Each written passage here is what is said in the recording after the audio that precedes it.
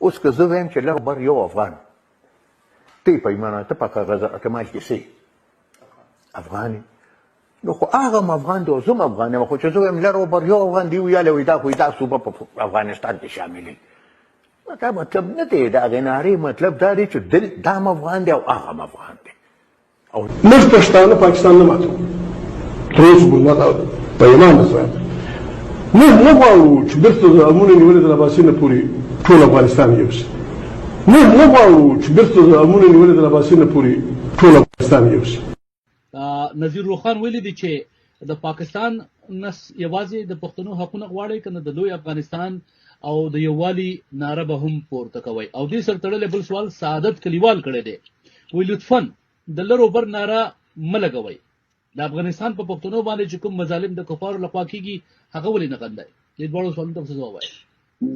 د لر او بر افغان نه مقصد زموږ دا نه دی چې لر او بر یو افغانستان زه به دا ناره به دلته څوک هم نه وایي خو دا خو ښکاره خبره چې کام یو دی په دې کې ده نه که موږ مطالبې کړي دي یا موږ خبره کړې ده موږ اکثر دلته په پاکستان کې میشت پښتانه چې کوم دي د هغو مو کړې ده د آیین لاندې مو کړې ده بیا یې کوو د افغانستان په دننه کارونو کې تر اوسه پورې نه موږ کار لرلی دی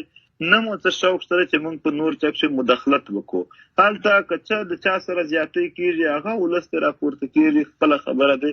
کوي او په ښه کوي انداز دی پاکستان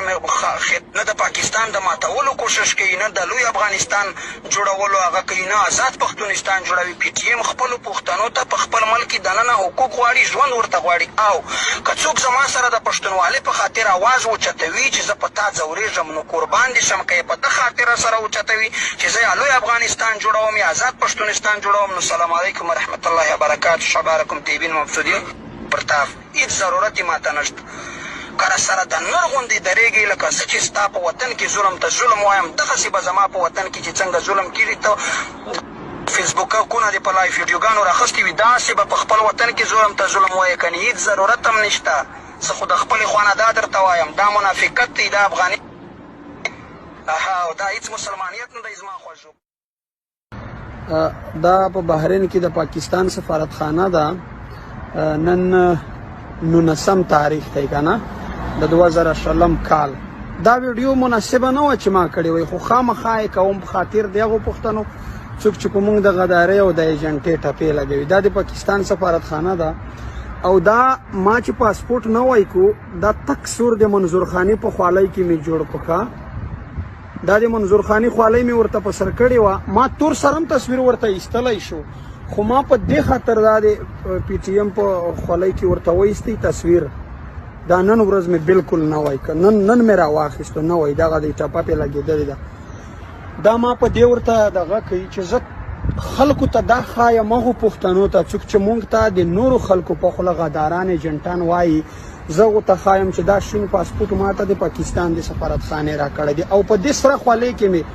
په دې خاطر ورته ایستوي چې زه د پاکستان په قانون آیین عدالت زه دا منم تاسې مونږ ته د پاکستان سره د غدارۍ یا د دغه په فتوو مونږ مه غولوئ دا شین بیرغ هم زما دی دا پاس چې راپیږي دا هم زما دی دا شین پاسپورټ هم زما دی پاکستان هم زما دی دا خاوره هم زما دی او مونږ د پاکستان یا د پاکستان د ریاست خلاف نه یو ټوله دنیا ته مونږ دا چیلنج ورکوو تاسې ټولو هغو خلکو ته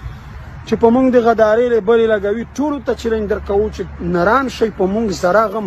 غداري ثابته کوي نو زه سوال درته کوم زاري درته کوم پښتنو ورونو چې دا پاکستان دی دا زمونږ دی دا بیرغونه هم زمونږ دي مونږ دې ته توهین نه کوو دا پاسپورټونه هم زمونږ دي دا ملک هم زمونږ دی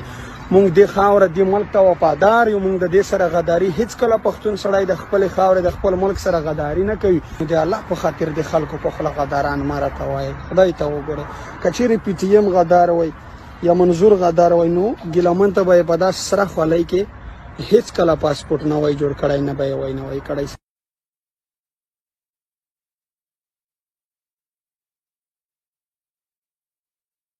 خبره دغه په حواله سره ده د پی ټي ایم چې کوم یعنې چې چېرته هم جلسه کیږي هغه که په پاکستان شي وي هغه په دنیا په کوم ګوټ چې هم وي چې پی ټي ایم خپل ایجنډې لري هغه راوړی هغه د پی ټي ایم نمایندګي ده چې یعنې نورې ایجنډې ده نه راوړي زه یو پاکستانی پښتون یم خو زه نن په یو خبره باندې لږ غونډه کې کنفیوز یم په خپله دا په بار ملک کې چې څومره هم د پی ټي ایم جلسې کېږي یا هغه کېږي په دغه کې د افغانستان جنډه ولې ده زه افغانستان خلکو ټولو پښتنو ته دا خواست کوم چې یاره ستاسو خپل ملک دی تاسو چې پکې څه کوئ هغه کوئ خو تاسو دا شکل دی له مو ورکوئ چې ګنې مونږ پښتانه دا چې پاکستان کې کوم اوسېږي دا د پاکستان خلاف دي یا